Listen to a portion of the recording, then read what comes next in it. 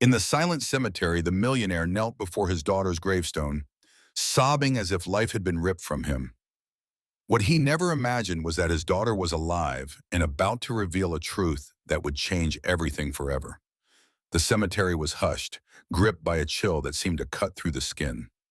John Harrison walked alone with dragging steps, his face downcast, as if life had departed along with his daughter. It had been 2 months since the millionaire buried Isabella, after the tragedy no one could foresee. The 12-year-old girl had gone to spend the weekend at the stepmother Stella's cabin in the remote woods of upstate New York, a woman who had always treated her with apparent kindness. But while Stella was away handling business in the city, a devastating fire consumed the house. Firefighters found unrecognizable rubble, and among it, the girl's personal belongings. John didn't question it, accepting the death, drowned in grief. Since then, he survived on the almost maternal affection of his wife Stella, who blamed herself for not being there, and on the firm support of Mark, his brother, 2 years younger and business partner, who repeated every day, "I'll handle the company. You just try to stay on your feet. I'm with you, brother." Kneeling before the gravestone, John let the weight of it all crush him at once. He ran his fingers over the cold inscription, murmuring between sobs, "Beloved daughter, rest in peace." The tears fell unchecked. He pulled a silver bracelet from his pocket, the gift he'd given her on her last birthday, and held it as if it were the girl's little hand. "You promised you'd never leave me, remember? And now I don't know how to breathe without you," he whispered with a broken voice, his shoulders shaking. Inside, a whirlwind of thoughts devoured him. What if I'd gone with her? What if I'd arrived in time? The guilt wouldn't leave him in peace. He felt like a failed father, unable to protect the one he loved most. His chest burned with the same fury that had devoured the cabin. "I'd give everything, my girl, everything, if I could hug you one more time," he confessed, looking at the sky as if expecting an answer. And it was precisely at that moment when the invisible happened. A few yards behind a sturdy tree, Isabella was alive, thin, with teary eyes fixed on her father in silence. The girl had managed to escape from where she was held prisoner. Her heart pounded so hard it seemed ready to burst from her chest. Her fingers clung to the tree bark, while discreet tears rolled down her face.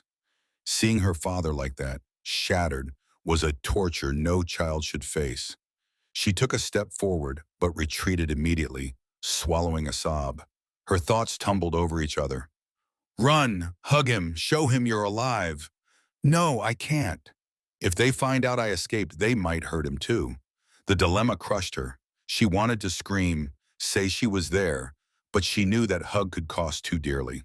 From where she stood, Isabella could hear her father's broken voice repeating, "I promise you, daughter, I'll go on, even if I feel like I've already died inside." With every word, the urge to reveal herself became unbearable. She bit her lips until she tasted blood, trying to contain the impulse. The love that bound them was so strong, it seemed impossible to resist. Still, she stayed motionless, prisoner of a fear greater than nostalgia. As John rose with difficulty, tucking the bracelet against his chest like a talisman, Isabella closed her eyes and let another tear escape. The world was too cruel to allow father and daughter to reunite in that instant, and she, hidden in the tree's shadow, understood she had to wait. The hug would have to be postponed, even if it tore her apart inside. Back in her prison, Isabella kept her steps small and her body hunched, like someone fearing even the walls could betray her. Hours earlier, she gathered the courage to escape for a few minutes just to see her father and feel the world still existed beyond that nightmare. But now she returned, hurried, gripped by panic that they'd discover her absence. She couldn't take risks.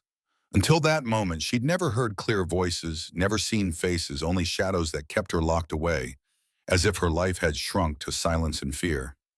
She still didn't know who her kidnappers were. But that night, everything would change. She lay on the worn mattress, pretending to sleep. The dark room felt like an airless tomb. Isabella squeezed her eyes shut, but her ears caught an unexpected sound, laughter, voices, muffled conversation from the hallway. Her heart raced. She sat up slowly as if every movement could be a fatal mistake. She slid her bare feet across the cold floor and approached the slightly ajar door. Yellowish light from the living room filtered through the crack. She drew closer, and the words she heard changed her life forever. "It's been 2 months already, Mark," Stella said with a venomous calm. No one suspected a thing. Everyone believed the fire. Mark laughed low, leaning back on the sofa. "And that idiot of your husband, how's he suffering? Crying like a wretch, believing his daughter died. If he knew the truth." Stella let out a cackle, raising her wine glass. "Well, let him cry. Meanwhile, the inheritance is starting to have a secure destination. I've already begun the process myself. The poison is taking effect little by little. John has no idea that every sip of tea I prepare brings him closer to death." Isabella felt her body freeze. Poison. She nearly lost her strength. Tears welled in her eyes uncontrollably. That sweet voice that had so often lulled her to sleep was now real venom. And across from her, Uncle Mark sat satisfied.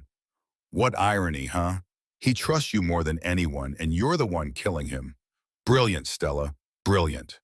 The two laughed together, mocking like predators before a helpless prey. "He deserves it," Stella added, her eyes gleaming with pleasure. "For years he boasted about being the great John Harrison. Now he's on his knees and doesn't even realize it. Soon they'll say it was a natural death, an unhappy coincidence, and we'll be the rightful heirs." Mark raised his glass in a toast. "To our victory and the fall of that poor fool." The toast was sealed with a passionate kiss that made Isabella clamp her hands over her mouth to avoid screaming. Her heart pounded wildly as if about to explode. Her head spun. They're my kidnappers. The stepmother and the uncle were behind it from the start. The revelation crushed her. It was as if the ground had vanished beneath her feet. The girl, who until then only feared shadows, now saw the faces of the monsters. People she knew, whom she trusted. The weight of the horror made her step back a few paces, nearly tripping on the creaking wood. The fear of being discovered was so great that her whole body shook uncontrollably. Isabella leaned against the room's wall, her eyes wide, sobs trapped in her throat. The desperation was suffocating. Her father wasn't just mourning a daughter who was alive. He was also drinking his own death sentence every day. "They're going to kill him. They're going to kill him, and I can't let that happen," she thought with fear of mind in turmoil. Crying ran hot down her face, but along with it sparked something different. A raw, desperate strength from someone who understood she carried a truth too big to silence. While in the living room, the traitors toasted like victors, Isabella curled up on the mattress, feigning sleep, praying no one noticed her wakefulness. But inside, she knew her father's life hung by a thread, and only she, a scared, thin girl full of fear, could stop the next blow. The night stretched like an endless veil, and Isabella lay motionless on the hard mattress, her eyes fixed on the narrow window, looking outside. Stella and Mark's words hammered in her mind relentlessly like a cruel sentence. "They killed my childhood, lied to my dad, and now they want to take his life too." Each thought was a blow to her heart. Her thin body trembled, but her soul burned with a desperation that no longer fit in her chest. She knew if she stayed there, it would be too late. The courage she never imagined having was born amid the fear. With cautious movements, she waited until the silence became absolute. The laughter ceased, the footsteps faded, and only the distant sound of wind against the windows remained. Isabella got up, approached the back window, and slowly pushed the rusted wood. The creak sounded too loud and she froze. Her heart seemed about to explode. No noise followed. She gathered strength, breathed deep, and slipped outside, falling onto the cold grass. The impact made her bite her lips, but she didn't dare let out a whimper. She stayed on her knees for a moment, looking back as if expecting them to appear any second. Then she ran. The path through the forest was harsh. Every branch snapping under her feet seemed to betray her escape. The cold cut her skin and stones hurt the soles of her bare feet, but she didn't stop. The love for her father was greater than any pain. "I have to reach him. I have to save his life.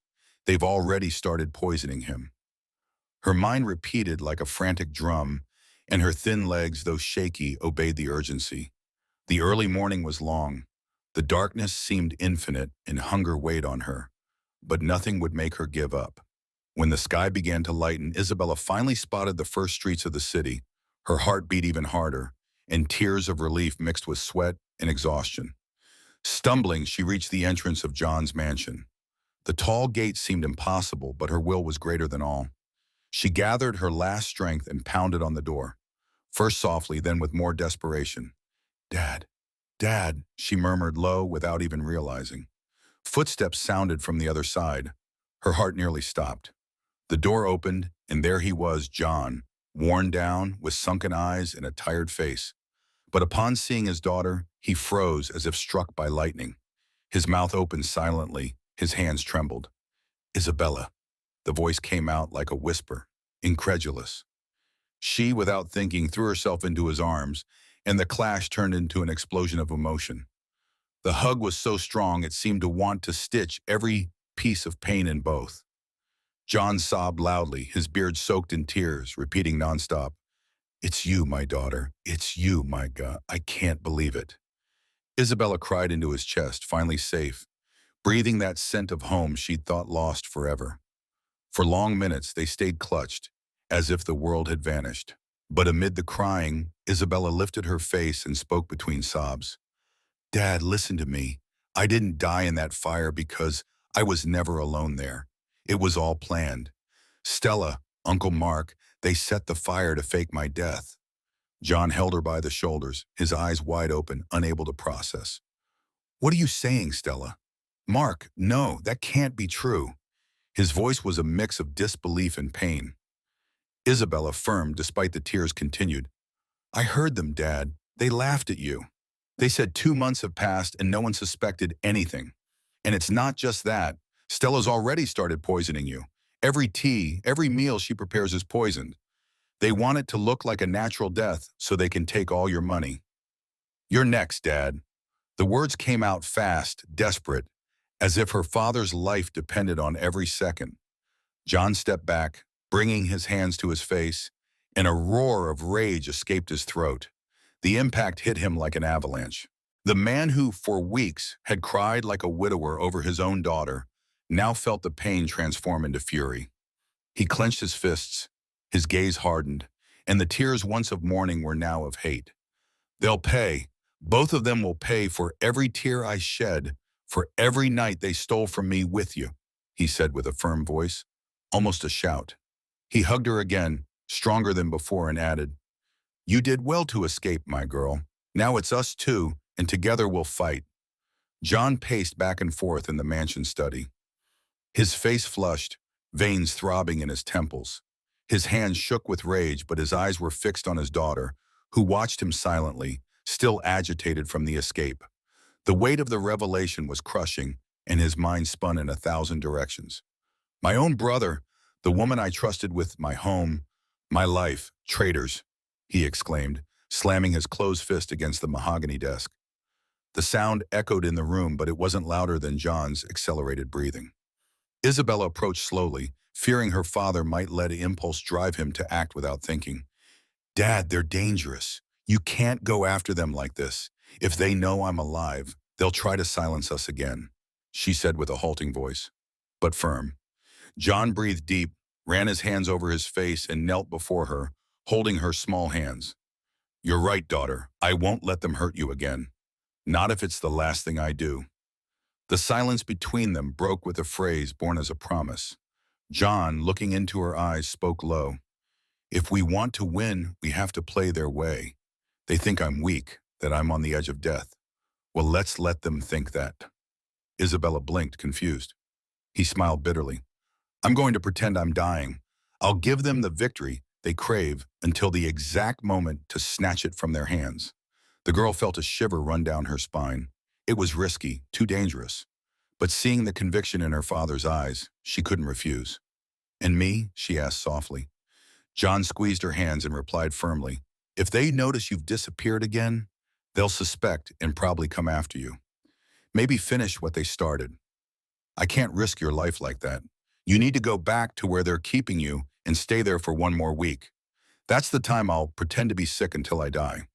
After that week, escape again and meet me at the old iron bridge in Central Park in the afternoon, exactly at the spot where the old plaque is cracked." A spark of complicity began to grow between them, an alliance forged in pain. Sitting side by side, father and daughter started sketching the plan. John explained each detail calmly, but his gaze showed a man at war. I need to start looking sicker than I already do. I'll isolate myself, cancel commitments, seem fragile.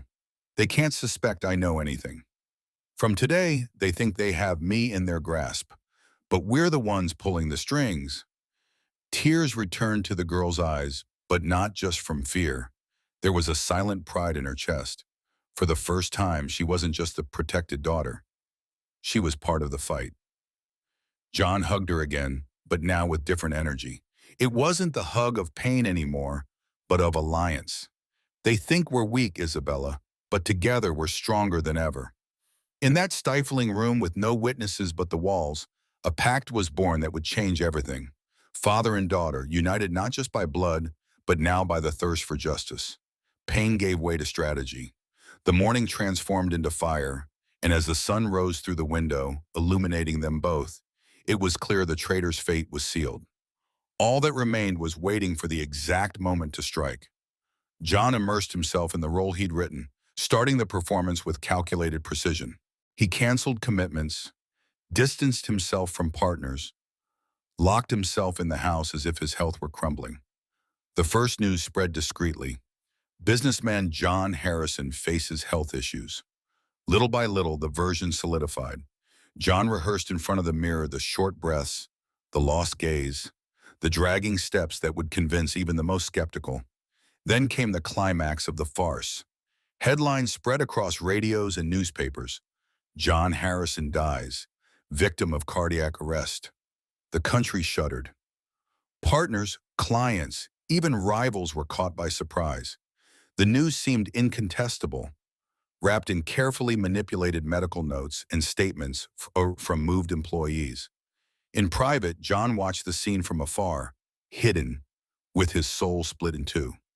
The half that suffered seeing his image buried, and the half that fueled the fire of vengeance. The funeral was worthy of a theatrical tragedy. The church was full, cameras vied for angles, flashes captured every detail.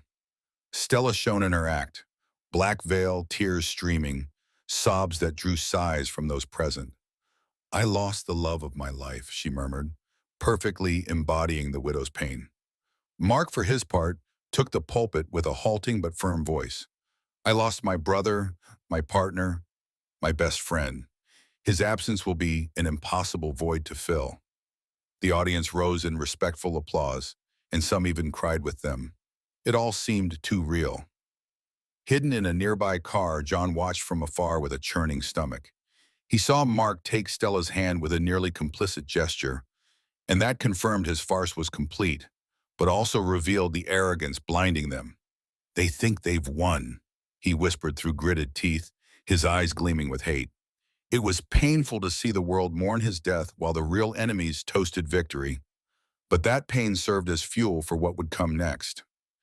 After the funeral, Stella and Mark continued the performance. Backstage, they organized private meetings, exclusive dinners, toasts with imported wine. "To poor John," they said between muffled laughs, mocking the naivety of a man who, to the end, believed in their loyalty. The public, however, only saw two devastated heirs united in the mission to honor the fallen patriarch's legacy. The press bought the story, reinforcing the image of family tragedy hiding a macabre conspiracy. Meanwhile, Isabella lived her days in countdown. Back in the narrow room where they kept her, she repeated to herself the mantra her father had given. 1 week, just 1 week, then I escape again and meet him at the Iron Bridge in Central Park. The girl's heart filled with anxiety and hope, even amid fear. She heard news fragments on the cabin's TV confirming John's death and bit her lips until they bled to avoid crying out loud. With every heartbeat, she repeated, "They didn't win. Dad's alive. We'll beat them." The world believed the mounted spectacle, and that was the most powerful weapon father and daughter had. The stage was set. The villains already savored their victory, and the play seemed to have ended. But behind the curtain, a new scene waited to be revealed. The days after John's death were heavy with silence in the mansion. Gates closed, flags at half-mast, employees walking hallways with heads down. But behind those walls, the atmosphere was different. Stella swapped mourning for silk dresses in less than a week. though she kept rehearsed tears whenever journalists appeared for quick interviews. Mark, with his serious air, took emergency meetings, showing false sobriety. "We must honor my brother's memory," he said, drawing discreet applause from executives who believed they faced a broken man. In private encounters, however, the mask fell. Stella toasted with expensive wine, smiling with eyes gleaming in triumph. "We did it, Mark." He raised his glass with a contained laugh. "The irony is perfect. That fool crying at his daughter's grave without imagining he'd be next. Now the empire he built is within our reach.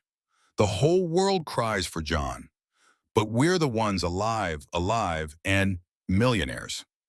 The two toasted, intertwining hands like newly crowned accomplices. The anticipation grew until the big day, the inheritance probate. Renowned lawyers were summoned, journalists crowded the entrance. Influential business people filled the courtroom seats. It was the moment when John Harrison's fortune, majority shareholder of the tech company and owner of an enviable estate, would be legally transferred. The atmosphere was solemn, but tension ran beneath the formality like an electric current. Stella and Mark appeared impeccably dressed, him in a dark gray suit, her in a black dress, blending mourning and power. When they entered, many rose to greet them with respectful gestures. The performance worked. Everyone saw them as the surviving victims of tragedy, people who, amid pain, held posture and assumed responsibilities. Stella wiped a discreet tear before the cameras, sighing, "John always believed in this company's future. Today will continue that legacy." The speech rehearsed in the mirror drew moved looks from some lawyers and flashes from photographers. Mark, with a firm voice, added, "It's what my brother would have wanted." The ceremony began. Papers were placed on the central table, and the judge presided with neutrality. Each signature was like a symbolic hammer, consolidating the theft they believed perfect. Stella leaned to write her name with elegant script, smiling sideways. Mark held the pen with the firmness of someone feeling like a world owner. Each stroke on paper sounded like a victory, celebrated in silence. The audience watched in respectful quiet, some commenting among themselves on the widow and surviving brother's resilience. "They're strong," murmured one executive present. "They lost so much and still stand firm." If only they knew the truth. If they could see beyond the curtains, they'd see every tear was rehearsal and every gesture a farce. But to all eyes, this was the coronation moment. The Harrison Empire now had new owners. When the last page was signed, the judge rose and declared the inheritance officially probated. Stella closed her eyes briefly, savoring victory, and Mark squeezed her hand discreetly under the table. "It's over," he murmured with a satisfied smile. Escaping control. They believed they were at the untouchable, celebrating an impeccable plan's triumph. The courtroom was steeped in solemnity. Lawyers gathering papers, business people murmuring, journalists sharpening pens for the day's story. The judge wrapped the ceremony with normal airs. Stella sat like a haughty widow, letting a calculated sigh escape, while Mark, upright in his chair, already behaved as the new family pillar.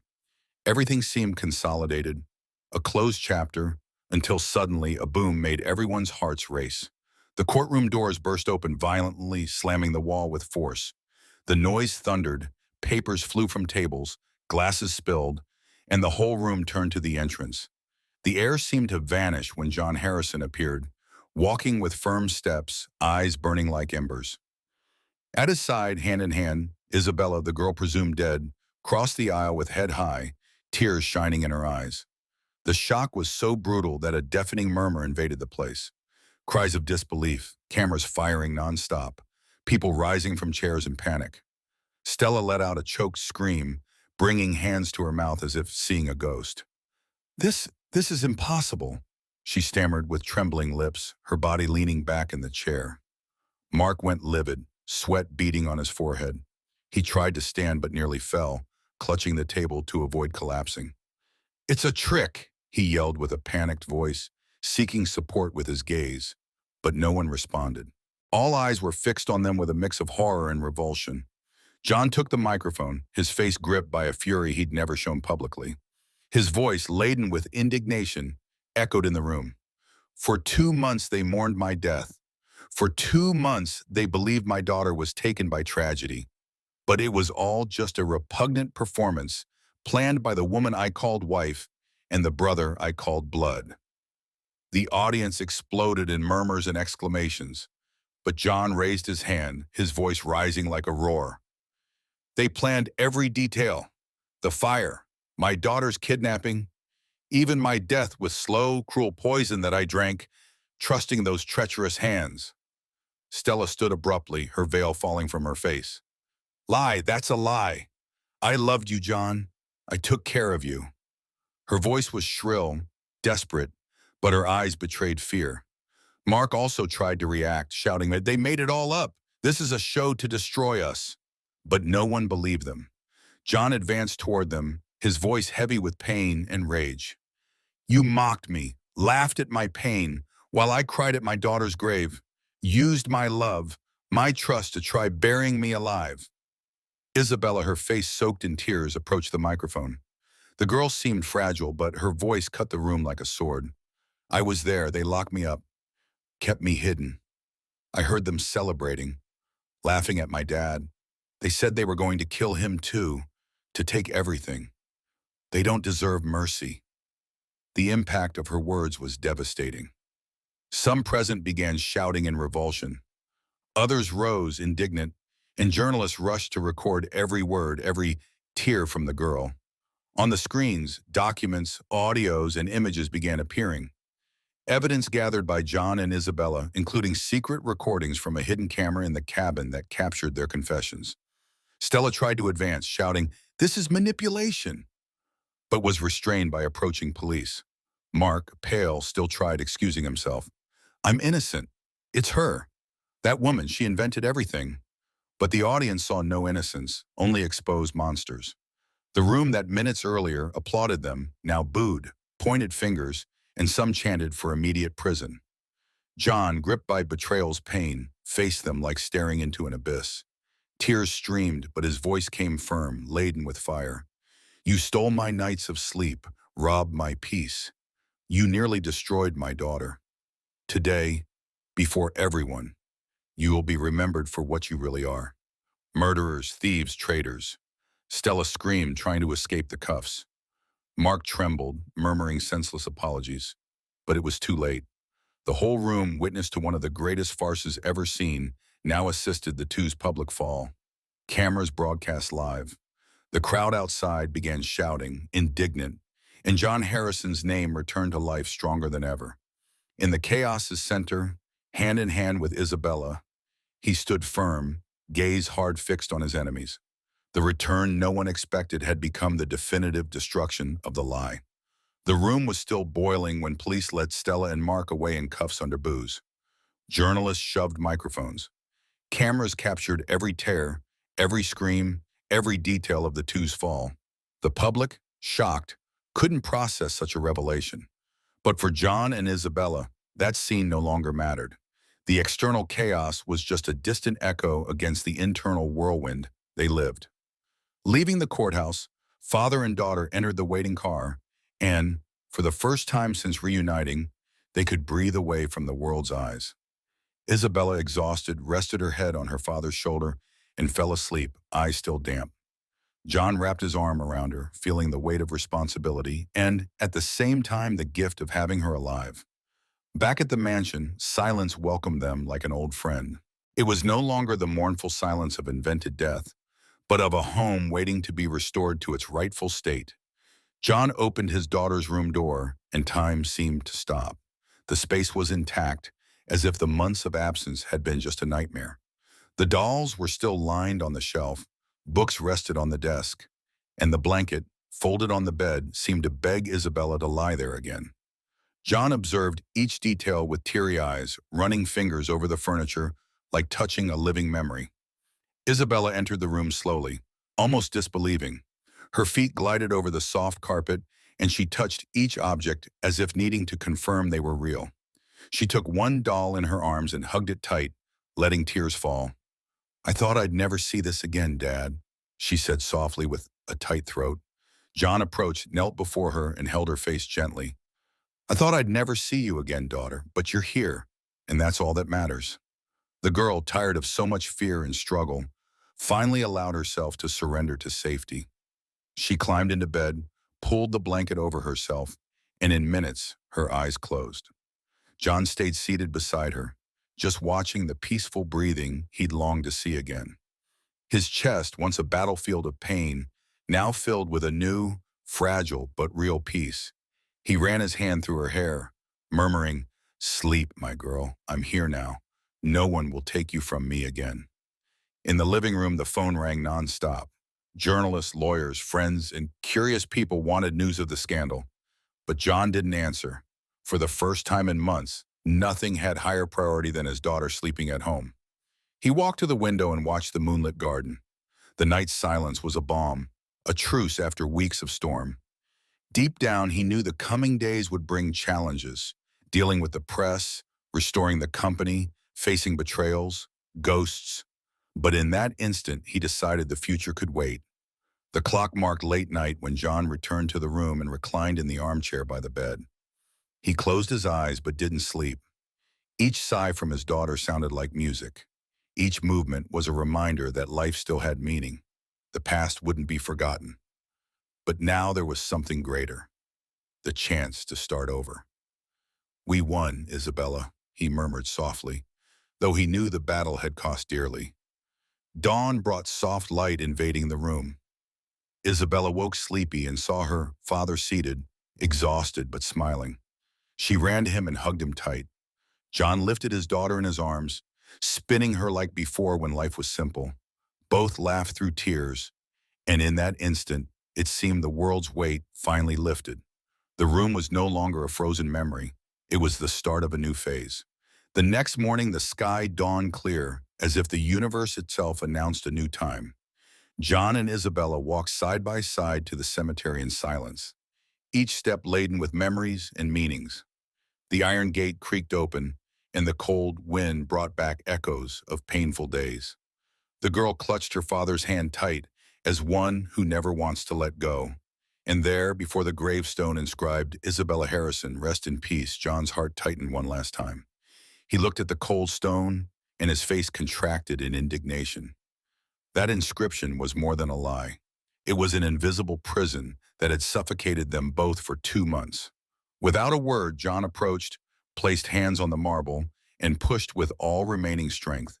The dry sound of the stone falling echoed in the cemetery like thunder, ending an era. The gravestone broke in two, scattering fragments on the ground. The following silence was heavy, but also liberating. Isabella stepped back, surprised by the act, but soon felt a wave of relief course through her body. The stone that buried her alive no longer existed. She raised her eyes to her father and with a trembling voice declared, "I wasn't born to be buried, Dad. I was born to live." Her words, simple and pure, pierced John like an arrow. He drew her close, hugging her with all the strength of a heart in reconstruction. With teary eyes, John replied, voice firm and broken at once, "And I'll live to see you grow. I'll be in every step, every dream, every victory of yours. Nothing, not even death, will take me from you again." Isabella pressed against his chest, feeling her father's heartbeat in sync with hers. It was the sound of an eternal promise, sealed not just with words, but with the life they'd both chosen to reclaim. Around them, the cemetery seemed to witness a story's rebirth. Where mourning once reigned, hope now bloomed. The wind blew softly, lifting dry leaves that danced in the air, as if destiny itself decided to rewrite their narrative. Father and daughter stayed embraced, allowing themselves to cry and smile at once. The falling tears were no longer of pain, but liberation. John lifted his face and contemplated the horizon. There were wounds time would never erase them. His brother's betrayal, Stella's poison, the endless nights of mourning. But in that instant, he understood life wasn't summed up in losses. Life was in the small hand holding his, in the courage of the girl who'd survived the impossible, in the faith there'd always be a tomorrow to rebuild. He inhaled deeply and felt something he hadn't in months. Peace. Isabella smiled, and the two walked toward the cemetery exit, leaving the broken grave behind, a symbol of a lie, finally destroyed. Each step affirmed the future belonged to them. Darkness had tried to swallow them but failed. Love, truth, and courage had spoken louder. And together, father and daughter, they moved forward, ready to start anew. Because some stories don't end with death. They begin again when you choose to live. Wenn euch diese unvergessliche Geschichte gefallen hat, abonniert bitte unseren Kanal Unvergessliche Geschichten. Gebt dem Video ein Like, aktiviert die Glocke und schreibt einen Kommentar. Wir freuen uns über eure Gedanken. Aus welchem Land schaut ihr zu? Schreibt es gerne in die Kommentare. Wir sind gespannt auf eure Antworten. Band auf eure Antworten. Band auf eure Antworten. Band auf eure Antworten. Band auf